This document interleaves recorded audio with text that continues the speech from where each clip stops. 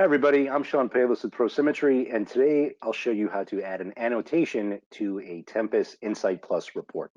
So from the Tempus homepage, we'll first browse to Insight Plus, and from our overview page, you'll select a report card to which you'd like to add an annotation. Annotations can be really helpful, especially when you want to share information about a report, but don't want to have a meeting or a phone call. Instead, perhaps you'd like to open the report, annotate or draw a picture, depiction, or add some notes to the report itself, and then send that to a colleague. So in this case, let's add an annotation to the projects by country report. So we'll go ahead and click. That will launch in the browser. And perhaps we want to understand what's happening in Thailand or in China.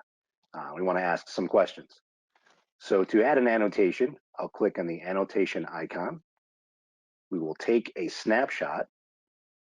That will now load in the browser. And from this window, you'll see the entirety of the report rendered. And off on the far left-hand side, you'll find a range of annotation options. So in this case, again, perhaps we wish to understand what's happening in this section or this segment, which is Thailand. So what we can do is select this little pencil icon and we'll draw and circle that section of the report. And at this point, maybe we want to add some notes or add the actual question. So I'm going to add a small text box. And in the text box, I'm going to add a question. What is happening here? Now this note can be moved. So we can drag this around on the screen if we wish, or we can keep it exactly where it's at.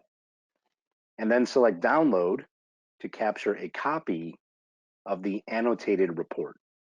Now with that downloaded, I can add that to a PowerPoint deck. I can send it via email or use it for other purposes. So that's how we add an annotation to a Tempus Insight Plus report. If you'd like to learn more, visit us at prosymmetry.com.